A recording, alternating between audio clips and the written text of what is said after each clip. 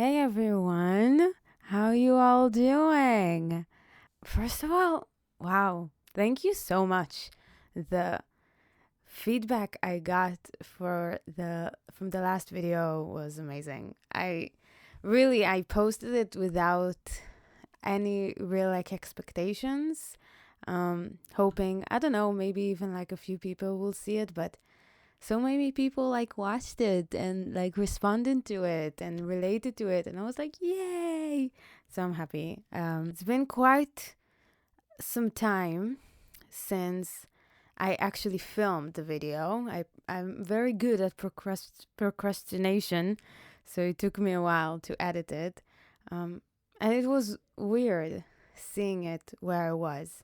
I filmed it around a month after I moved, but now it's been 2 months, which is crazy. I live here for 2 months. I just want to say you may hear some sound effect of my flatmate is watching the first game in the season of his favorite team, which I forgot the name of, and he told me he's very invested. So you may hear some wow, no, what are you doing? Yeah. So I don't know. This last month, something changed for the better. Something in my mind changed. And I'll start with the story, which will explain, I think, what will change in the best way. So when I was 18, I volunteered with kids. And it was really I volunteered there for a year. And part of that year was to live with 5 other people that is the same age as you are, and you work at the same kind of place with the same kind of kids. So you need to be with those people 24/7. It was one of the most horrible years of my life. I felt miserable. I felt alone. I felt like I couldn't connect with the people I live with. Something happened. So I felt like I couldn't connect with them at all. They all connected, they all clicked with each other, but I didn't click with them. And it's not necessarily something against them, it's just how it was. And every day I was crying and thinking maybe I should just give it up this year. But I didn't. I wanted to stay for the kids. At the end of the year, I had a few months, and then I needed to start a couple of more years in education. And I knew that I'm going to work with people that I don't know who they are, and I'm going to need to work with them a lot and see a lot of them. And I don't want the same thing that happened to me the past year to happen to me again. So I was okay, praying for better people people that I will click more with to be with me in those 2 years. It's just giving fate the full control, and I don't want that. I don't like that. I don't want to. It's so frustrating for me not to have control on some things. It's as much control as much as I can prevent something or be as ready as possible to something. I'll do that. I'm gonna work as much as possible for it to be the best scenario it can be. So living it only to fate is not an option. So I was thinking, okay, I'm gonna work my ass off to really look at the glass half full. Even if it's a quarter as full, even if it's 2 drops in this thing, I'm gonna focus on that, and I'm gonna create my own water if I have to. I'm not gonna let another year of my life be that miserable as it was before. Because I understood if it will be miserable again, if I not gonna end up with people that I wanted to end up with, and I'm gonna be sad about it, I'm the only person who's suffering from it, if it makes sense. I'm the only one who's ruining this experience, this year for. Even in that year of volunteering, I was the only one who's suffering. The rest of them had one of the best years of my life. So it's not really like if I'm being so miserable, I'm just punishing myself. So I'm gonna do everything I can for myself to make it good, to make it positive, to concentrate on the good. And that's what I did. And although, yeah, some of the people I ended up with wasn't the people I expected, weren't the people that normally I'll maybe be friends with, but I like I didn't focus on it. It was like I'm gonna have a good time. I'm gonna have a good experience for me, just for me, so I won't be miserable. Now I'm here, and again, I feel I live a life that by chance I didn't get the best cards. It's not horrible cards, don't get me wrong, but I looked at the video, like I looked at the vlog from last week, and I was like, okay, yeah, a few rough patches. Even before that, I know the past year, the past 2 years were rough, but that's the way it is. If I'm gonna only victimize myself, if I'm only gonna control and concentrate about the bad things, I'm the only one who's suffering. No one else. So I started making a list of things that will help.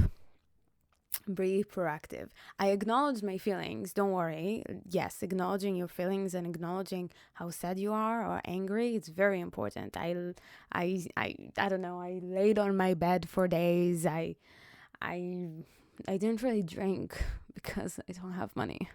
I watched Netflix. I ate junk food, but a bit by bit, I did more productive stuff. I went to open mics. It's fun. I meet new people there. I start going to walks. I actually opened a songwriting group, which I wanted to do it for like months, and now I'm actually doing it. I started teaching Hebrew, which is great because it's like the difference of being on hospitality. It's like now I actually get the chance to use all the skills that I have, which is like connecting with people, teaching people new skills, patience. It's all I've been working on while I was in education. It's like, it's not just serving pints, which, yeah, you need to do it right if you're a bartender. I'm not doubting that for a minute, but I think after 8 years in hospitality, I think I got it figured out. And now I'm ready to face new challenges. And this is what I have now. I have new challenges in my life. And yeah, I started doing this thing that once a day I'm gonna, I don't know, just see the city. So last week I went to Battersea Power Station, which was absolutely lovely. I didn't plan on it. I just took a random bus to the last station and I just started walking. And eventually I saw like the Battersea Power Station. I was like, oh, I heard it's nice. And there was like a market that day, so that was nice. And today I went to the market, like a flower market with a friend. So the way it connected to the story I told you before, again, I'm not gonna let the fate just write how the world's gonna be for me. I'm gonna take as much control as possible. So the only thing that may be a bit difficult is the loneliness, which is weird. I always was scared from that word, loneliness. Bum, bum, bum.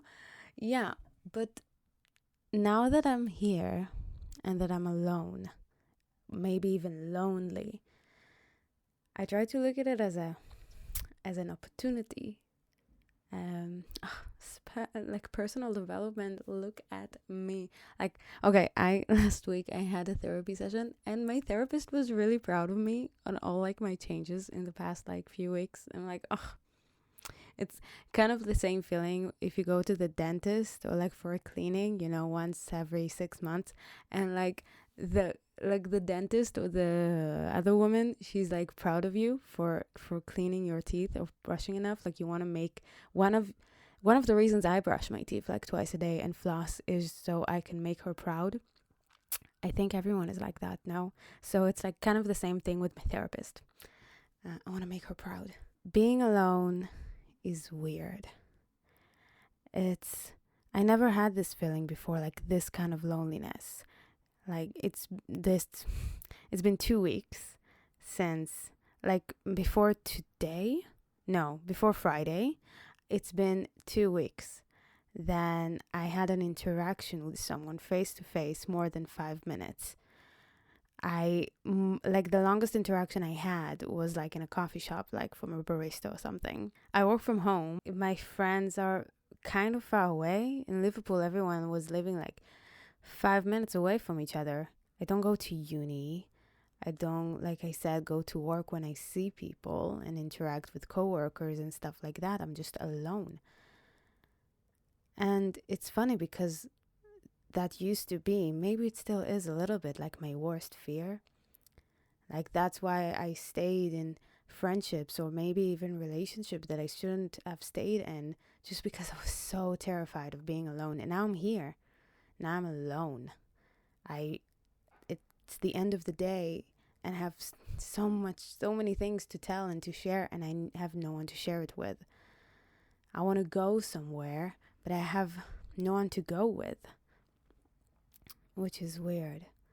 I remember I talked about it with a friend from home, and he said, like ages ago, that he can't really imagine himself going to a different country to travel or even like go to some kind of experience by himself. And I thought to myself, even then, it sounds sad. You being so dependable on someone else, if it's a friend or a girlfriend or a partner, for you to go and do something that you want to do. Like I wanted to go to explore the city. I'm not going to wait for someone to come with me. It's freeing in a sense to be alone, to be comfortable of being alone, to be lonely. It's freeing because now I can do whatever I want when I want it, not being dependable if someone's going to come with me or not. And yes, of course, there is the voice inside my head that says, oh, I bet if people maybe see me as like, oh, this weirdo, she's alone. Ugh, this poor thing.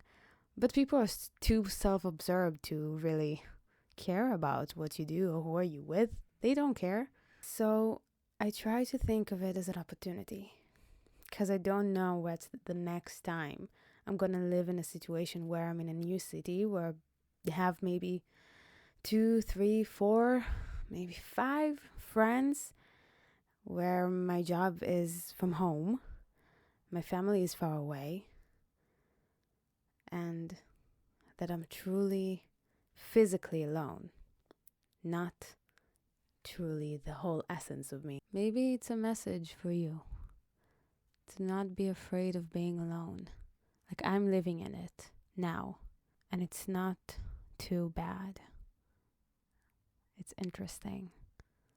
Has its moments. It's not completely great, but it's interesting. And I think since I started just accepting the situation and working with what I have and not victimizing myself or complaining, it's good. And whatever will happen will happen until my next existential crisis.